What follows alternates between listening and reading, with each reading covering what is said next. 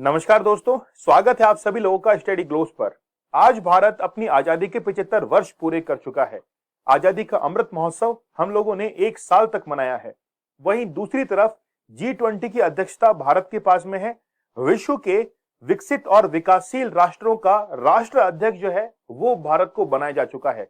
मतलब भारत में कुछ तो बात है, लेकिन विकास की इस दौड़ के अंदर लगता है कि कहीं ना कोई कमी है और उस कमी को जानकर भी नजरअंदाज किया जा रहा है।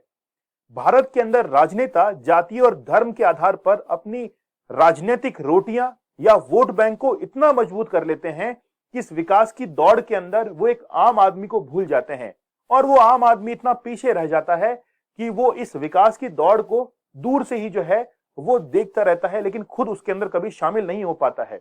आज हम लोग एक महिला की स्टोरी को, महिला की कहानी को शामिल करने वाले हैं। ये महिला रिसेंटली राहुल गांधी की भारत जोड़ो यात्रा के अंदर देखी गई थी और रिसेंटली न्यूयॉर्क टाइम्स ने भी इनकी स्टोरी को जो है वो कवर किया है। साथ में हम लोग जानेंगे कि इनकी गोद में ये जो बच्चा है आखिरकार वो कौन है और क्या वो केवल राहुल गांधी से मिलने के लिए आया है या फिर इस महिला की कोई मजबूरी थी कि वो बच्चे को गोद में लेकर जो है वो इनसे बातचीत कर रही है। तो आज जो है हम लोग बड़े बेहतरीन तरीके से इनकी स्टोरी को कवर करेंगे। तो चलिए शुरू करते हैं हम लोग आज के लेक्चर को। सिद्धांत सर ने आप लोगों के लिए एनसीईआरटी हिस्ट्री का कोर्स जो है वो डिजाइन किया है। इस कोर्स को आप लोग 25% डिस्काउंट पर ले सकते हैं। एनसीईआरटी का कोर्स ले सकते हैं और आप लोग कोड यूज कीजिएगा एनसीईआरटी और आप लोग को 25% डिस्काउंट मिल जाएगा। ये जो कोर्स है वो बाइलैंग्वेज है, हिंदी और इंग्लिश दोनों में आप लोग को मिलेगा। सिद्धांत सर आप लोग को पर्सनली गाइड करेंगे इसके अंदर। डाउट सेशन जो है वो आप लोग को यहां पर मिल जाते हैं। तो चलिए शुरुआत करते हैं हम लोग आज की स्टोरी का। ये जो महिला आप लोग मेरे पीछे देख रहे हैं, इन महिला का नाम है मीना कोटवाल। राजस्थान की मूल निवासी है, लेकिन इनका जन्म दिल्ली के अंदर होता है। इनके जो पिता थे वो दिल्ली के अंदर अपने रोजगार के लिए जाते हैं।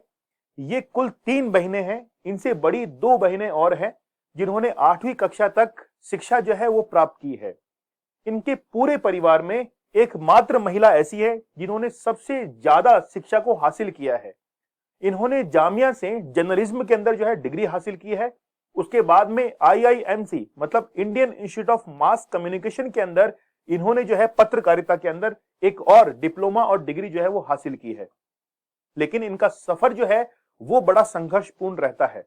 जब ये डिग्री करके वहां से बाहर निकलती हैं तो एक कंपनी को ज्वाइन करती हैं, क्योंकि जाति का जो शब्द चिन्ह है वो इनके पीछे जुड़ा हुआ था। जब भी कभी किसी कंपनी को ज्वाइन करती थी तो उसके बाद में इनसे काफी सवालात जो है वो किए जाते थे। इनका जाति सूचक शब्द जो है वो इनके पीछे लगा होता था। मैं स्टोरी में आगे बढ़ूं इससे पहले मैं इंडियन कॉन्स्टिट्यूशन की आप लोगों के सामने बात करूंगा। देखिए, इंडियन कॉन्स्टिट्यूशन का एक आर्टिकल है, आर्टिकल नंबर 17, जो कि बात करता है अनटचेबिलिटी के बारे में। अनटचेबिलिटी को इंडियन कॉन्स्टिट्यूशन के अंदर डिफाइन नहीं किया गया है, लेकिन फिर भी सुप्रीम कोर्ट कई बार अपने डिसीजंस के अंदर इसको क्लैरिफाई करता है कि जब भी कोई व्यक्ति जन्म लेता है और जन्म के आधार पर उसके सामाजिक बंधन जो है, सोशल रेस्ट्रिक्शन उसके ऊपर लगा दी जाती है, तो वो व्यक्ति जो है वो अनटचेबिलिटी मतलब अस्पृश्यता का शिकार हो जाता है।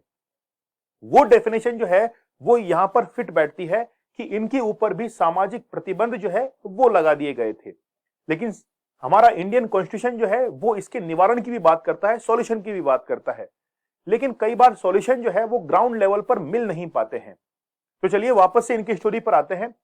इन्होंने जब कंपनी को ज्वाइन किया तो कुछ समय बाद ही इनके ऊपर कई सारी फब्तियां जो है वो कसी जाने लगी, खासकर इनकी जाति को लेकर। इसलिए इनको अपनी वो जो कंपनी थी उसको छोड़ना पड़ा। इसके बाद में इन्होंने फिर से दोबारा जो है वो एक और कंपनी ज्वाइन की, लेकिन वहां पर भी स्थिति यही थी कि बार बार जो है इनके जाति सूचक जो शब्द हैं इनको बार बार इंट्रोड्यूस किया जा रहा था। इससे ये इतना परेशान हो चुकी थी कि इन्होंने अपने जॉब को जो है वो क्विट कर दिया, छोड़ दिया। उसके बाद में इन्होंने खुद का एक पोर्टल जो है वो निर्मित किया। देखिए, यहां पर एक पिक्चर जो है फोटो में आप लोग को दिखा रहा हूं कि लोगों का काम है कहना, लोग जो है वो कहते रहेंगे, है ना। तो लोगों का काम है कहना और वो यूं ही जो है वो कहते रहेंगे। ये लाइन जो है ये इन्होंने अपने जीवन के अंदर धारण की कि जो लोग कह रहे हैं अगर उनकी बातों पर ध्यान दिया जाएगा तो मैं पीछे रह जाऊंगी, अगर ध्यान नहीं दिया तो मैं आगे निकल जाऊंगी। ठीक है, तो राजेश खन्ना साहब जो हैं इनकी लाइन जो है वो बिल्कुल यहां पर फिट हो रही है। ठीक है, तो लोगों का काम है कहना। इसके बाद में ये इतनी परेशान थी कि अपनी बात को कहीं रख नहीं चाह रही थी। हाँ, इनका सपना जरूर था कि मैं जर्नलिज्म के सेक्टर के अंदर जो है आगे बढ़ूं, लेकिन कहीं भी कोई अपॉर्चुनिटी नजर नहीं आ रही थी, पूरी तरीके से खाली बैठ चुकी थी। फिर इन्होंने डिसाइड किया, यानी कि इनके मन में यह भी आया कि मैं जो है, यानी कि सुसाइडल थिंग्स इनके मन में थी कि सब कुछ काम छोड़ के जो है ये घर पे बैठ गई थी। इसके बाद इन्होंने द मूक नायक, ये जो आप लोग नाम देख रहे हैं, द मूक नायक बेसिकली भीमराव अंबेडकर की दो मैगजीन्स थी। एक तो थी मूक नायक और दूसरी थी बहिष्कृत भारत। आपकी जानकारी के लिए मैं बता दूं कि भीमराव अंबेडकर ने दो किताबें भी लिखी थी। एक तो लिखी थी पाकिस्तान का विचार और एक लिखी थी हिंदुओं की पहेलियां। और दो मैगजीन थी, एक तो मूक नायक और एक थी बहिष्कृत भारत, जिसके अंदर भीमराव अंबेडकर ने अपनी कई जो है वो कहानियों का वहां पे जिक्र किया है। कई सारे दलित, जिस शब्द को कहीं भी जगह नहीं दी गई है इंडियन कॉन्स्टिट्यूशन के अंदर, फिर भी जो है भारत के अंदर ये शब्द अस्तित्व में हैं। तो ये जो महिला है जिनका नाम है क्या, मीना कोटवाल, इनके द्वारा द मूक नायक एक पोर्टल जो है वो शुरू किया गया, एक पूरा का पूरा यूट्यूब प्लेटफॉर्म जो है वो शुरू किया गया और इन्होंने अपनी बात को रखना शुरू कर दिया। और जो पिक्चर, जो फोटो मैंने आप लोग को पहले दिखाई थी, यहां पर राहुल गांधी का इंटरव्यू लेने के लिए पहुंच जाती हैं, क्योंकि कोई तो साथ इनका था नहीं। ये खुद ही जो है वो अपना प्लेटफॉर्म तैयार करती है मूक नायक के नाम से। और इनकी जो ये बच्ची है, इनकी ये जो बच्ची है वो उनको लेकर पहुंच जाती है भारत जोड़ो यात्रा के अंदर। जब ये बच्ची 3 महीने की थी, उसके बाद में इन्होंने जर्नलिज्म जो है वो शुरू कर दिया। बच्ची का घर पे कोई देखभाल करने वाला नहीं था, इसीलिए ये उस यात्रा के अंदर राहुल गांधी जी का इंटरव्यू लेने के लिए पहुंच जाती हैं। इनका कहना यह है कि इस बच्ची के साथ में कई सारे इंटरव्यू मैंने पहले भी किए हैं, लेकिन आज पहले कभी मुझे कवरेज नहीं मिली।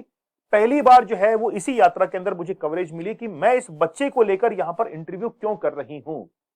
और जब ये कहानी न्यूयॉर्क टाइम्स को पता लगती है तो वो भी इसको कवर करते हैं। और अब आने वाले कुछ समय के अंदर ये यूएसए के अंदर जाने वाली है अपनी स्पीच को देने के लिए। तो जब इन्होंने ये स्पीच, मतलब अब तो अमेरिका में जाएंगे स्पीच देने के लिए, अब जो है इनकी स्थिति ये है कि इनका ये जो प्लेटफॉर्म है द मूक नायक इतना ज्यादा जो है वो पॉपुलर हो चुका है कि अब आसानी से अपनी बात को रख पाती है। देखिए, भारत के अंदर हम लोग इस चीज को खुले तौर पर स्वीकार कभी भी नहीं करते हैं कि भारत के अंदर भी जाति के नाम पर कभी भेदभाव होता है। यहां तक कि इन्होंने ये भी बताया कि जब मैं प्लेन में सफर करती थी और वहां पर नाम का कई बार जिक्र होता था, तो प्लेन के अंदर एक बार जो है इनके साथ में भी भेदभाव भी हुआ है। तो ये जो है ये इनकी पूरी कहानी थी। इनका एक छोटा सा बेबी भी है। ठीक है, तो अब देखिए इनका क्या इनकी और स्टोरी है कि मैं समाज में जिस तबके से आती हूं उसे दलित और अछूत कहा जाता है। बेसिकली ये जो है वो शब्द कहीं भी एग्जिस्ट नहीं करते हैं, लेकिन भारतीय संविधान के अंदर कई कानून जो है निर्मित है इसको दूर करने के लिए। यही वजह है कि मुझे हवाई जहाज में चढ़ते देखकर भी लोग जो है वो गाली देते थे। उन्हें लगता था कि मुझे यहां नहीं होना चाहिए, मुझे मुखरता उनको अखरती है, मतलब मेरी मुखरता जो है उनको अखरती है। मतलब मान लीजिए कि पूरा का पूरा स्टाफ अगर वहां पे प्लेन में सफर कर रहा है तो स्टाफ वाले जानते हैं कि वो जो है वो किस तबके से आती है। मैं अपनी रिपोर्टिंग के माध्यम से समाज के दबे कुचले लोगों की आवाज उठाती हूं, लेकिन पिछले दिनों अमेरिका के प्रतिष्ठित अखबार न्यूयॉर्क टाइम्स में मुझे पर एक रिपोर्ट जो है वो छपी थी। उनकी नजर में मैं भी दबी कुचली ही हूं। शायद उन्होंने शायद शब्द का यूज किया कि शायद उन्होंने इसीलिए जो है ये मेरी कहानी जो है वहां पर पब्लिश की है। अगर न होती तो मुझे नौकरी से नहीं निकाला जाता और न करियर में आगे बढ़ने पर गालियां और धमकियां जो है वो मिलती। ठीक है, तो ये जो है वो इनकी कहानी थी और इन्होंने काफी संघर्ष करके आज प्लेटफॉर्म बना लिया है द मूक नायक। आप लोग सोच सकते हैं कि एक महिला की जिंदगी आसान नहीं होती है, और खास तौर पर जब वो जर्नलिज्म के सेक्टर में होती है तो उनकी कहानी और भी जो है वो मुश्किलात भरी होती है। चलिए, स्टोरी आप लोगों को कैसी लगी मुझे आप लोग जो है कमेंट सेक्शन में जरूर बताइएगा। दीपक इंदौरा ऑफिशियल ये मेरा टेलीग्राम चैनल है, आप लोग मुझे यहाँ पर ज्वाइन कर लीजिए। स्टडी ग्रोस आप लोगों के लिए बहुत बेहतरीन कंटेंट लेकर आता है। तो आप लोगों को जरूर सब्सक्राइब करना चाहिए स्टडी ग्लोस को और लेक्चर को जरूर शेयर कर दीजिए। तो चलिए मिलते हैं हम लोग नेक्स्ट सेशन में, तब तक के लिए धन्यवाद, थैंक यू, जय हिंद।